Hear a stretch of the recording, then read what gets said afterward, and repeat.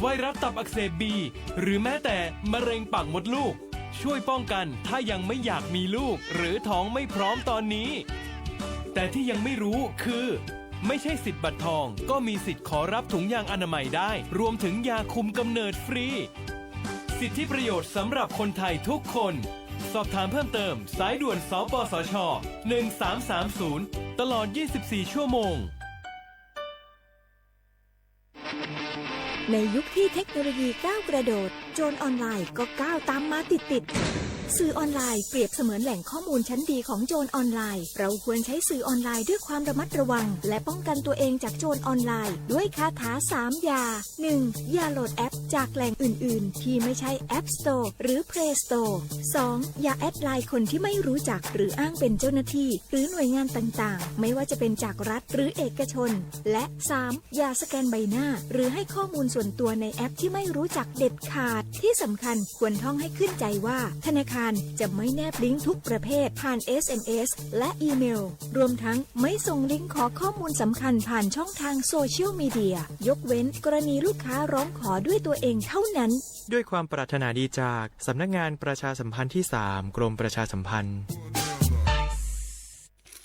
พอล่ะเจ้ว่านะของมูนี่หันซื้อมันตั้งเมินบาหันเอามาใจเอาไปบริจาคบ่ดีกะเอาไปให้กับคนที่จำเป็นใจดีกว่าพอแล้วกันนะเสื้อใหม่ๆเติ้งนั่นน่ะบางอันยังบักแกะเอาจากถุงเลยนี่ถ้าน้องพลาเสียดายของนะก็บริจาคเงินแตนบ่ดีกะอันก็ได้นะพอล่ะหรือว่าจะเปลี่ยนใจเอาของไปบริจาคส่วนเงินให้ไอ้แก้วเหียฝันไปเตอะเอาไปเฮือเปิ่นยังได้บุญแต่ถ้าคือไอ้แก้วได้บาปเพราะจะเอาไปลงขวดเหล้าเหียละแกตัดสินใจเฮเนอร์แล้วเดี๋ยวไปซ่อซื้อของกันตอนเนี้ยเสร็จของไว้หมดละว่าขาดอันหยังพ่องผ้าห่มเสื้อกันหนาวยังเหลือเห็มหลายตัวอยู่อุปกรณ์กีฬาที่จะเหมาะเหมือนกับโรงเรียนตัวปีนี้น่าจะหนาวกว่าปีก่อนๆนะเอ็นดูละอ่อนแต่เจ้ไปพอวันก่อนนะไอ้บางคนใส่เสื้อซ้ำแล้วซ้ำแฮมปุดขาดเป็นตีหน้าสังเวชใจพอล่ะได้ประสานทีมหมออนามัยแล้วใจก็จะฮือเพิ่นไปฮือความรู้เรื่องการดูแลสุขภาพหน้าหนาวให้กับนักเรียนกับชาวบ้านตัวเรียบร้อยแล้วเจ้ตั้งปุ้นเขาก็จะจวนเครือข่ายไปหลายอยู่นัดกันให้เรียบร้อยเนอะเดี๋ยวเจ้อย่าไปก่อนนะบ๊ายบายเจอกันเนาะเตรียมให้พร้อมซ้อมให้ดีรู้วิธีป้องกันภัยปรารถนาดีจากสำนักงานประชาสัมพันธ์ที่ 3 กรมประชาสัมพันธ์ค่ะ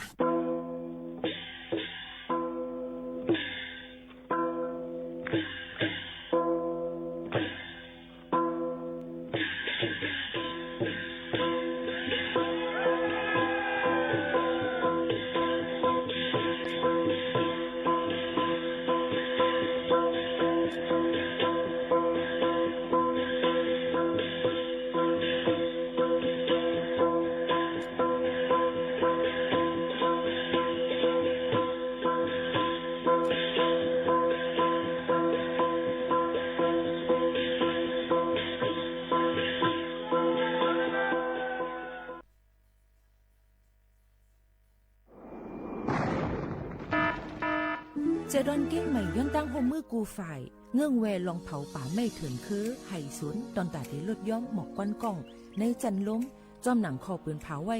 หนังฮือเตกุ้มทิ้งลองเผาในหลายๆพื้นดีโดยอ่ำปันเผาสังเสอิดดาที่เฮ็ดเฮาจันล้มอ่ำมิกหมอกก้อนกล้องก้อนโม PM 2.5 เตเอาเนื้อวันที่1เดือน1 2สิงหาปากปลาย68ต่อถึงวันที่15เดือน5 2สิงหาปากปลาย68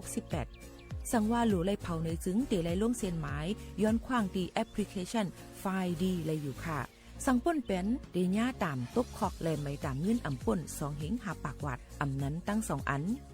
เก้งใหม่ปันเฮียงดาได้ใจเทคโนโลยีดาได้เพียวกวยอยู่ยุกยักแลไม่ดอกในไฮในสวนหนังหือลองเผาป่าไม่เตลดย้อมและเฮ็ดให้สภาวะฟิงตื้นเป็นจึงสลีดากยินยาวข้าวหึงสั่งทั่วพันลองเผาในปืนตีหามเผาอ่ำนั้นทั่วพันคนเฮ็ดพิษกับสืบเติงลาดกว่าได้ดี0531128808อ่ำนั้น191ไหล่24ชั่วโมงค่ะ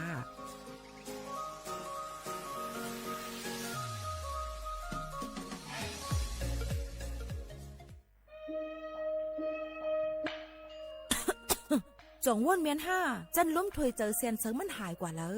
เมื่อก่อนเฮายังเลยสุดล้มถวยเจอเลยเต็มปอดอยู่ถึงมามือเหลียวไฟไหม้ป่าเถื่อนเลยหมอกก้อนโม PM 2.5 เป็นเพต่อสภาวะฟิงตื้นเป็นเสอ่ำกา ยังปั่นพรให้จ้าต่อไปอยู่หลีเฮาเทียงกวันลูกดีเผาป่าไม่เถื่อนคือเผากวยเหยื่อยุกยักซ่อมให้จอมสนเสเป็นเงาหักเฮ็ดเฮาเป็นหมอกก้อนกองก้อนมู PM 2.5 ตุ้มเตอร์ต่อเนื้อวานในสนแหล่เป็นเพต่อตั้งเป็นปอดหูเจอจังเป็นตั้งเป็นผายร่วมเทยเจอต่อลูกอ่อนในก้นเท่าเทียงลูกก่อนเฮากูก็หลูเลยใจแถมกันเฮกังลุยอ่ำเผาป่าไม่เถื่อนคือเฮ็ดแหลนเฮไฟปันเฮียงผูกต้นไม้น้ำเฮากัดจืนใส่ลีกึดลองเผาป่าไม่เถื่อนคือลดย่อมหมอกควันตาจันร่วมถวยเจอจืนใส่ลีแต่เอาเมื่อในกว่าตาจันร่วมถวยเจออันลีในวันเมื่อนานนั่นดอนตาสู่เฮาและก้นอันมาเอลเลกูก้นนั่นค่ะอ้อเลยตั้งมุงมองห่างดีเสฐานฐาหน้ากอกับสืบข่าวตอน3กรมประชาสัมพันธ์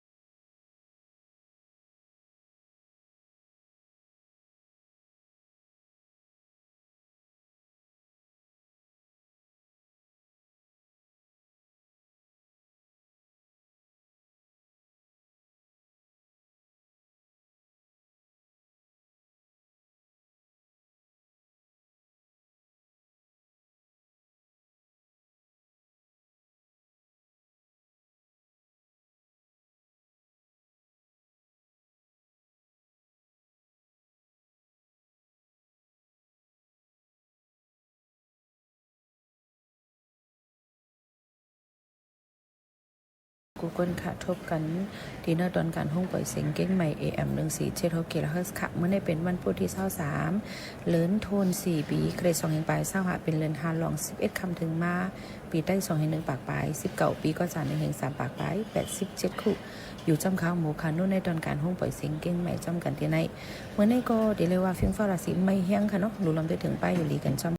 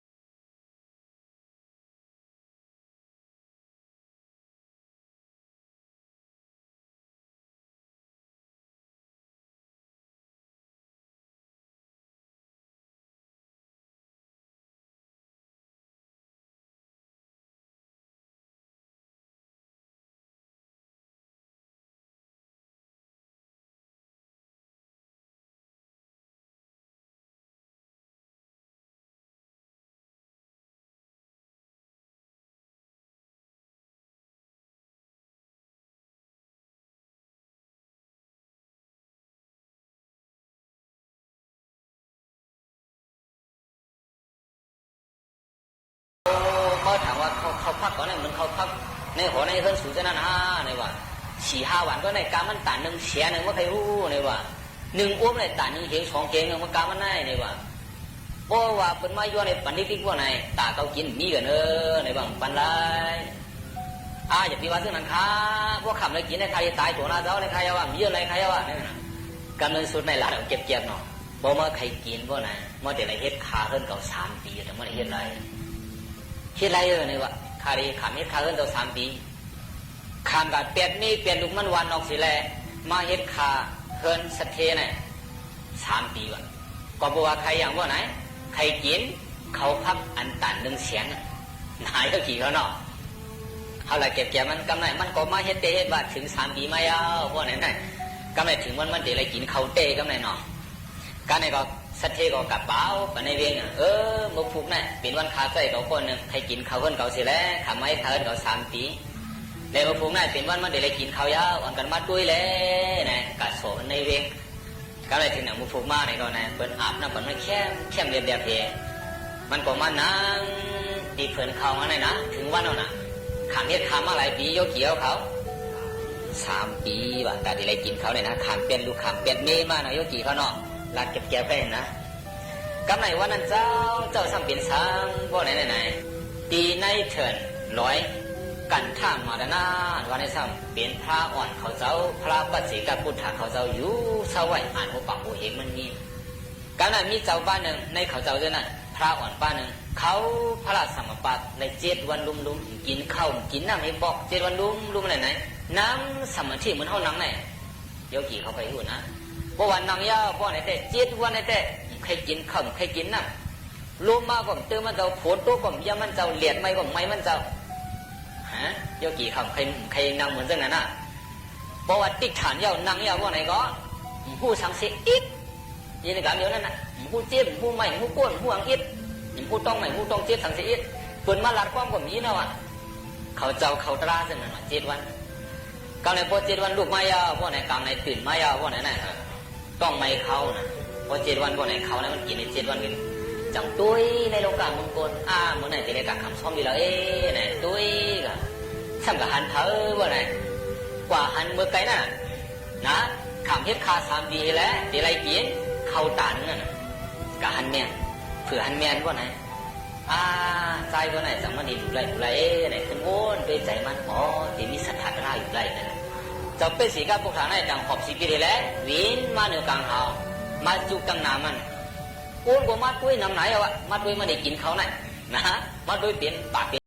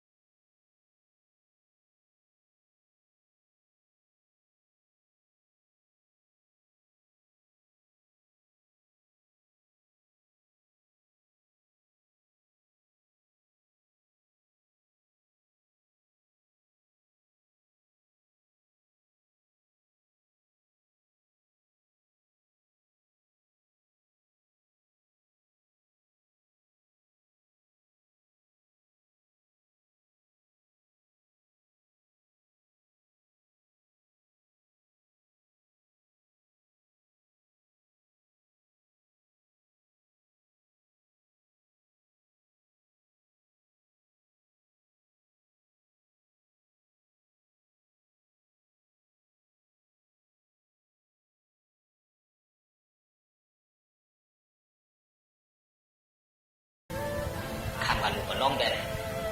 ไหนโยกี่เขาน่ะโบไหนเย้าไหนก็ไหนเขาหลักเก็บเกิดสัตเทนั่นขึ้นมายินข่าวมันขึ้นกับไอจางก็ไหนขามเฮ็ดคา3 ปีขามปีไหนขามดูร้องว่าไหน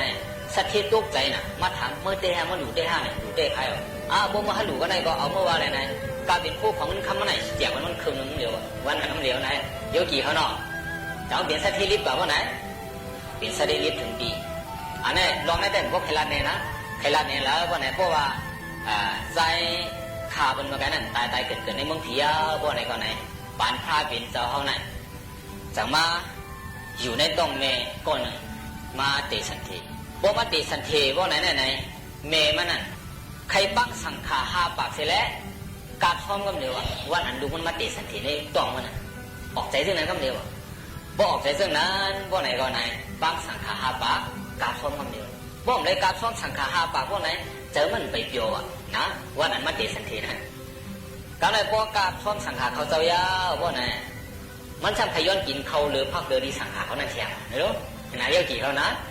กำไรพวกอะไรกินซึ่งนั้นยาวพวกไหนก่อนไหนยินมันปีกอะนะพวกยอดไหนมันเกิดลูกมาพวกเกิดมาพวกไหนก่อนไหนซ้ำเปลี่ยนนันเทียงกันวะไหนหรือเลยปั้งสังขารมาแทงหาปักมากัดส้มเทียง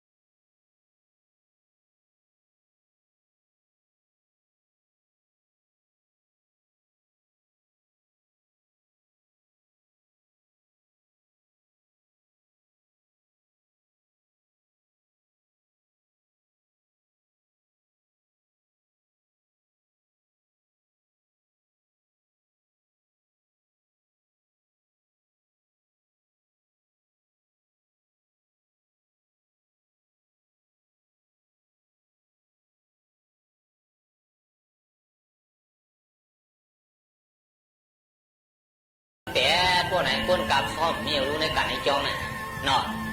กำไรเป็นเสียงมันเจ้าสารีบุตรปีกขวาพระเป็นเจ้าอ่อนเอาบ้าเจ้าสางอ่อนบ้านไหนแหละกว่าขำซ้อมมันกำนันกว่าขำซ้อมในวันในเวงการได้พวกกับขำซ้อมพวกไหนลูกปีจ้องเสียแล้วกว่าขำซ้อมในเวงในห้างเดี๋ยวอะไรขำในหน้ากว่าโยเกี่ยวเขาเจอยังถึงเมืองกลาเมืองสาวัตถีจ้องสีระโวนพวกไหนแต่ตีหันนะลูกจีจ้องเสียวนเสียแล้วพอได้เข้าไปในเมืองสาวัตถีพวกไหนไหนไรคำในหน้ากับอีกหนึ่งกำไรเผื่อกว่าต้มเสียมันจะไปกว่าในหน้าพวกไหนกว่าหันก้นคูดห้องเจ้าให้เจ้าหน้าเขาคูดห้องพวกคูดห้องพวกไหนเจ้าสั่งวันจะการทำเสียมันเจ้าเสียเลยว่าก้นจะไหนเขาคูดห้องให้สังขารเขาใครเหินนำมาในหน้าเขาเจ้าสั่งอ่อนเลยพวกนั้นพวกเขาคูดห้องในนำมาเอาค้ามาเนี่ยวะมาเนี่ยวะมาจมพ้องนั่นเนี่ยเพราะนั้นนำเจ้านั้นมีใจข้าเจ้าเนี่ยวะมันหนึ่งมีใจเจ้าสั่งอ่อนเนี่ยวะมันมีใจนั้นนำมันว่าไหนเนี่ยวะเพราะนั้นนำมีใจในพวกวันนี้ห้องกันมันกว่าโมกว่าข้าเนี่ยวะโมกว่าเจ้าสั่งอ่อนเนี่ยวะโมกว่าเนี่ยวะว่าไหนก็เจ้าสั่งอ่อนเตียไก่วะทำเนี่ยสิไปกับจมหลังเสียเจ้าเสียมันเที่ยงกว่าไปกับเที่ยงก็ในกับหันเปิ้นก้นบึดกางเขาอะนะกับพันไม่ปลูกไม่สร้างอะไรไหนมัดเล้าอะไรห้างอะไรไม่ปลูกไม่สร้างอะไรแต่มันชื่อผู้เลี้ยงมาโยเกี่ยวเขาชื่อผู้เลี้ยงมองเลี้ยงก็ยังไงปวดกำนำมันนะพวกมันเก๋วะเนี่ยปวดกำนำเรียนหนังคือมันดีชื่อไหนไรห้างไพ่เสียเร็วไหนไรลัดปั่นมันสิกับหันเมียนปวนจนนั้นเจ้าชาเนี่ยปวนจนเขาทำไม่สั่งข้าวละนั่นปวนจนนั้นเป็นปวนเฮ็ดปืนกลางนั่นเจ้าสั่งอ่อนและปืนกลางเขาอันปวดนั่นเขาก็ห้ามไพ่เสียเลยเขามาไล่กับมันเสือเนี่ยเพราะนั้นสื่อผ้าเนี่ยเสือเนี่ยเพราะนั้นไม่ปกไม่สร้างซึ่งนั้นคารุมีใจผ้าเจ้าเช้าเนี่ยมันถึงมีใจเนี่ยว่าเจ้าสางมันมีใจนะไม่ปกไม่สร้างเนี่ยเจ้าสางวันบอกคานเตียดกระแทกจมหลังตัวเสียกว่าแทกไปกว่ากำนันกับหันก้นถักไม้เปิ้นเฮ็ดหมักโลเปิ้นเฮ็ดหมักโลใช่ไหมไม่เป็นเห็นหมังโลนายกเกี่ยวกับปีนี้ว่าไหนไม่เปลี่ยนว่าไม่ใช่ไหนมันก็ซื้อไว้เนอะมันก็มีตาใช่ไหนเนอะเพราะใครโคตรว่าไหนเดี๋ยวได้ว่าไหนเขาเดี๋ยวได้ท้าคือมันก็โคตรลงไปเดี๋ยวได้ท้าเส้นก็โคตรเพราะใครโง่ในก่อนไหนเดี๋ยวได้โง่กันก็ในตัวสังวรการถามเสียมันในเขาให้สังขารเขาถักไม่ตัวช้างเลยว่าเขาไม่ยังพลาเนี่ยเฮ็ดหมักโลเจ้าทางอ่อนโง่เนี่ยว่าพวกใครโง่ก็ถักคือโง่พวกใครซื้อก็ถักก็ซื้อเนี่ยว่าพวกนั้นไม่ใช่ในราคารู้ตัวฉางมีใจค่าเนี่ยว่าไม่หนึ่งมีใจหลายตัวช้างเนี่ยว่าพวกนั้นก็ตัวเช้าเนี่ยว่ากะขำช่องในขำพวกใครกะจ้องตัวเช้าเขาพวกเป็นไรในข้าใครปกจ้องเขา จะถามว่าว่าไหนว่าเปลี่ยนไรข้ามให้ข้าม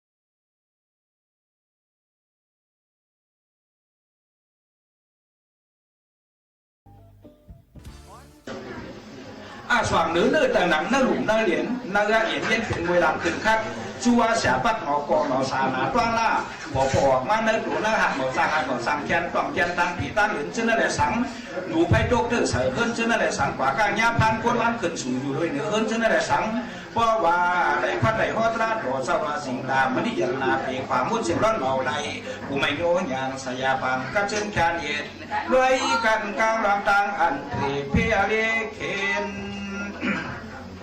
dù muốn năm thì hậu cố quả trô lông quả quay man quả quay man cho nên là sáng năm 9 năm tròn quả sọc hơn dê đụng bê sẽ còn máu tương bảo cùng dù có man hắc quả cho nên là sáng nón mi nay khẩu năm tàu họ khiếp sầu hơn họ khiếp cho nên là sáng la ya chẳng mi ma ta ra phun sang pang ma wang ở phun yang pha tho có âu trần quang quang phá lung nó lòng hơn mung sa ya pyo căn yen khai dâu qua trường sang sa phang để quay tra lên qua mù phun hậu quang sò mi si yo han qua toถึง thâu phiền bơ cùng to muốn ta ra traoอีกซ้ำอาทิตย์นั้นอีกนอนผันทางหลงหมากกว่ากับพนันดูไพ่ดกเตอร์สังเกตเลยสังพนันเขียววางเขียวสอนออกโซ่เผากว่าเจ้านั่นแหละสังพนันเรียกเขาพักมาสาปะซ้อมเจ้านั่นแหละสังพนันบัวดอกไฟปัดเปิดมันใส่พริกใส่ทางใส่เรียกเด็กกับจับเสาเจ้านั่นแหละสังเนื้อดังเฮินเศร้าเพราะว่าเพเมายันดีแชมป์จีสร้างดีหายเอิงยุดนาเจลองเพเข็น มาเปลี่ยนโยกยันสู่ได้ท่าไปหูผนันเปิดทุกเปิดป้อผนันเปิดโคนโหเปิดพันโคนโหคนหนวดผนันตุกโขตุกไม่ไก่สักหมาคุกมูดอนผนันแปดสามานาตาไก่ยานาตามสองน้ำน้ำขุนจนเลยสังผนันหีขันน้ำหีซ้ำตุกไทยผนันหินหลับผนันหัวเลื่อนหัวเติร์ผนันเลือดที่ปวดยิ้มม้ามอย่างแรกอย่างเปี้ยอยู่โค่นหัวผ่านโดยทำยาดูวาดกองสู่พันให้พันรู้พันสร้างพันรู้พันคุมโยมโยยิงปึงกันกูเอาตาราพิวทาไว้เปลี่ยนเกียร์กูกันเมื่อนั้นเชก่อนเหมือนที่สร้างบ้านแบบเมืองเหมือนเพื่อนน้ำเหมือนพอมาเกินมาไห้ห้อยพัดกัดเสแสดงลูกสองคนเอาสอนเอาอะไรการตาสิ่งดำนี่วิทยากว่าสินาความอร่อยร้อยอยู่สิ่งเดียวอยู่แค่หน้าสัมทักอียาดอดเพคีสังวันลูกสองคนอาจเปลี่ยนได้จากได้ซับซ้อนซับปากเมื่อลูกเหมือนนางเหมือนว่างแค่นาทีละก็หมองเบี้ยวกับเป็นการยุค3 เยิงอาเปียเสียวิปฏิสักยุค4 เยิงยันสุหาเยิงเพียงหน้า5 เยิงอาลาเปลี่ยนเยิงตาม10 ซึ่งอุปัสสิวเพียง25จากภาษา30 บาทสวรรค์นายกอาคุ10 บาท6กางาดูกายันสิ่งเนตันเศร้าสายาสาวเสือยาวเพกีรันลานในการทางชาตราคุมุนฟ้าเพคาชิงเพิ่งติงพยันรักมังลาความร้องโยสูดพอดไกวกายพ่อเจ้าเอากระทำลูกสองคนมันเปลี่ยนไรซับซ้อนซับปากเสกอันนับต่อไปอันนับต่อมีเพี้ยนอยู่แล้วว่ามีกับในเพื่อเป็นการสู้กับยุงกับเมืองงามเดียวได้กำหนึ่งลูกอ่ำหูกอกหูเมฆนอกอ่ำหูปีกระเบ้หูเสียมาตุกามาผู้หญิงอ่ำยอบเจ้าหูข้ามหูเต่าขนมเงินคำสำเร็จเพื่องเลยขานาเจอชาปาตังมาชนเอานักเมาเล่ปอสะพอความคำเนื้อเจอสลัมคำวันปีท่านพ่อขี่ลงยุงนากาตาฟังมาตันแนงหองกาบันป่านเมืองเดียวในกามาหนึ่งเมื่อเราเสียก่อก้อยความชุกโดยให้หน้าตั้งกาตั้งขายกำหนึ่งเฮว่าบูมันมาว่ะกำหนึ่งสมัครก้อยมันอำสูอำเป็นอะไรอยู่เศร้าหลักกำพองจะโดยตั้งกาเขาว่าองค์เสียเลียกัดใครขาดเสียวสำขึ้นซื่อขี่คือขี่อย่างโจสองหาเรียกยิงทองตาเสียงยิงนี่มายาทุกข้าต่อยุ่งหยอพวกทานสุกอยากยุ่งวันยิงทองชิกเอฟองขาลูกเบียนหูก็มาหากาเข้าปวดย้ำของใบเงินคำใส่ทานก็ทานส่วนสุขด้วยนำกาบาดฝันเมืองเดียวในป่าลึกกับลูกกับอยากเฮ็ดเป้กินพ่อเสียวด้วยหนูเมียวสว่างใครเปลี่ยนสิ่งนักกาดว่าข้อปากจะลอยเคลื่อนไหวลอยสารต้านฉาพึงกาเสื้อผ้าเพียงหมอกคัดสอบแรกข้อดีสุนีเวียนตรงที่หลงสัตตำลายสัมเพการน้ำยงว่าสักหลัดเอาหยองคุณโกกวางตุ้งนุ่งตัวไปหาเลยโคยยังให้เปลี่ยนเวียนแขนซับมาควักมือไปกันหนอผู้หญิงเมื่อเดียวในเพราะว่าลูกเขามีใครเสียาวทำได้สับกว้างตื่นลงอยู่ตั้งหนึ่งที่ว่าด้วยลูกผัวเปื้อนเที่ยแก่หนาสร้างกว่า5,000เวียนตันโพกีความมีถึงหูสู่ซึ่งตั้งฮีตั้งอันตั้งงามีแก่ด้วยไก่แล่มุงเดียวยาสวายมาสกาปากเสียงไม่เงินแก่ด้วยอย่างสายสว่างห้างความเปลี่ยนได้ด้วยยาลูสำนันผ่าถึงไข่ตั้งสุกความสังไข่ลูกกาวันสำเนาตุกโคแทงเยาอาโจอันนี้รู้แล้วนะนี่นะไอ้เรื่องนั่งกินไอ้กว้างไปนะพวกนี้เนี่ยเดี๋ยวในป่าเดินกาบลูกกาบอยากเฮ็ดอ่ำก็กินเป้ป่าเดินกาบลูกกาบอยากเฮ็ดอ่ำเป้กินก็เสียผู้หญิงสำว่าใครเปลี่ยนสิ่งนักการก็ปัจจัยลอยคือหน่อยนอซาตาหน้าสาพื้นกาเสนาเพียงบอกกระสอบแรกก็กันดีสุนีเวียนลงมาที่ยาหลวงสตามลายสัมเพกับน้ำยงว่าสกลาดเงายองปุ่นกูกองตุ้งนุ่งตุกใหม่หาไรโคยยังให้แก่นเบียนแขนซ้ำมาควักมือไปแทนหอผู้หญิงเมื่อเดียวในเพราะว่าลูกเขามีใครเสียวอ่ำไรสมัครกว้างเตือนลงตั้งหนึ่งตัวยาดูโผเปิลนาเต้สากว่าสิ้นเงินชื่อต้องหอยพันเมฆเปิลโผเปิลจ้านาสั่งกว่า5,000แผ่นตันโพกีความมีถึงหูสู่ซึ่งตั้งฮีตั้งอันตั้งงามีแก่ด้วยไก่เยาด้วยดมุงย่อยสวายมาสกาปากเสียงไม่เงินแก่ด้วยยันเฉยสว่างห้างวันเปลี่ยนไรด้วยยาดูโบสำดันผ่าคือให้ตั้งสุขความสังไข่ลูกกาวันสำเนาตุกโคแถมเยาอาโจปุ่นฟังตัวเศร้าเก่าเมาเป็นเลขจากเลขนากาถาสิงดำลิงนกสองซ้ำสมคงทบการนำสลัมต่อสาม มีมาเปิ่นนั่นเป็นอันหามด้วยที่พวยหิงเพียงพื้นช่างจันตราปังมาถึงความคือความพันโอด้วยก็ดูล้อมไอหอมปันลำเห็นตำลือเปิ่นเดือนดียวงปันกองดัวล้อมด้วยยาจองเกอกลมไก่พิวเวทในควายสับวางพังอิงจริงยารนาอยู่มังกลาลองอันปาลีอานาจะเอาสอนอมตัดหนึ่งไรเอามาเปลี่ยนไรพวกสังให้ป้าเอาเขาเจ้าธรรมะคดีกาพวกโคตันข้อผ่านอาตาปัญญาติขารัตสากรูละหัวตัวเสียเรียก็เอกวุกวุกสุขจิงบุรีพร้อมอย่างอาจารย์เอกทำเอกข้างมาว่ายาปริศนาเดียวกันอีพิวอยากพูดช่วยอย่างแต่เนี่ยสัญญาลองสาก้าเมาเลือกกากาเธอตัวยาเจรนาเห็นนาเลี้ยงปังความควายตราพิวจะลุมลาซื้อกับเฉามามุนอายุสาธุเดียมยาเตโน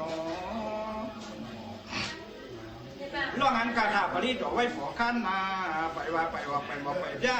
ประมาณสยามกันทำทัดด้านซ้ำสั่งเตุกหอมยังแข่งมาอาตาที่ในก็ไปรู้ว่าจะยึดขึ้นหลักความสัมพันธ์อย่างอันหวยบุกถูกเอาอับยาสีเหลืองอีปีเปียเจ้าเก่าหนึ่งเอาหมูยิงยาสวากอธรรมะทะเลยสังจุงอีเสลียังกุริตังเก่านมทำยามยองวัดสุกวังไฟยาตาราปังประมาปรีเสตาประมาไกรตันในขันแขวซาเอกาโหดีถึงที่ป่าเหี่ยวยามเดียวตั้งมาชายุนคือเซมีนเยนกอกเฮานอกลีลำตั้งกับสมเปียนเชื่อว่าเหตุดูพาเลี้ยงกาความใจเหมือนไผ่เลี้ยงเสือกุหลาบต่างนางส้มพังวันหูสอดูนากวังยาปองหลูมุนมือเตียนซ้อมจุนมือควางอ่างจังตะกัวคู่เอาเมินว่างเลือปุ่นนาตองลันก่อนนากันยอตันธรรมสะพังผังควายปังขโนให้ได้ไว้ดูปืนผู้สองตรามอามยาสุเปียวเท่าเอกาขลุ่งปุ่งตันสักคานเดือนเงาสาธุสาธุสาธุอนุโมทนำตับตัวไว้ตราต้องขึ้นเศร้ากันในกำเนิดก่อนตอนด่านในวันเมื่อในยิ่งหมู่ขาวนุ่นก็เลยหางเฮียนไว้ใครเป็นก้นจึงใน5ในนั่นค่ะใครเป็นก้นก็อันเปิ้นเข้าหาเนี่ยคัดเจอคืนห้องเฮียนคัดเจอสร้างน้ำกัดคัดเจอเป็นก้นดีแลสู้ตึ้งแต่เป็นก้นอันเปิ้นเข้าหานั่นอยู่เย้าค่ะ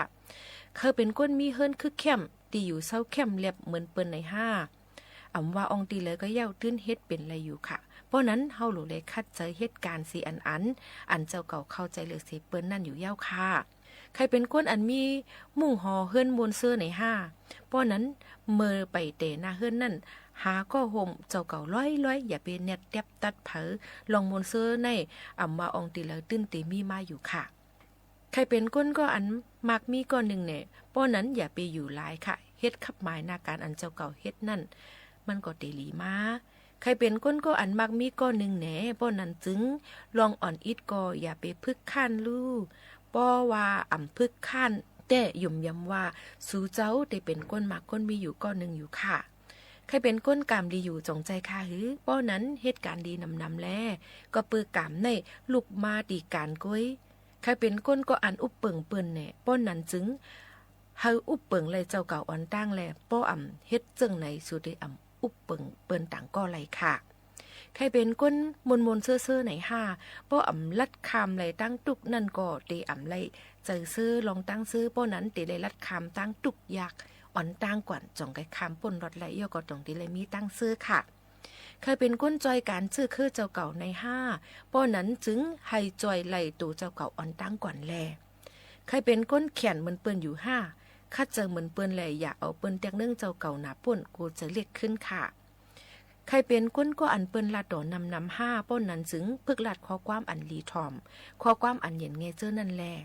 สั่งเจ้าเก่าใครเป็นก้นขึ้นใหญ่ไหนเฮาฮู้ว่าเจ้าเก่าใครเป็นสังเต้ในเสปอเฮาฮู้เย้าคัดเจอช้างด้วยค่ะแลเฮ็ดอยู่แลหันพ่อนดีในมันห่างห้ายหนังเก่าค่ะย้อนบนนั้นเฮาขาก็คัดเจอเอามาฝากปันใครเป็นก้นจึงหืออันว่านั่นอยู่ที่เฮาขาขึงปองให้สร้างนั่นเย้าค่ะลือลือใจกันช่างก่อนค่ะ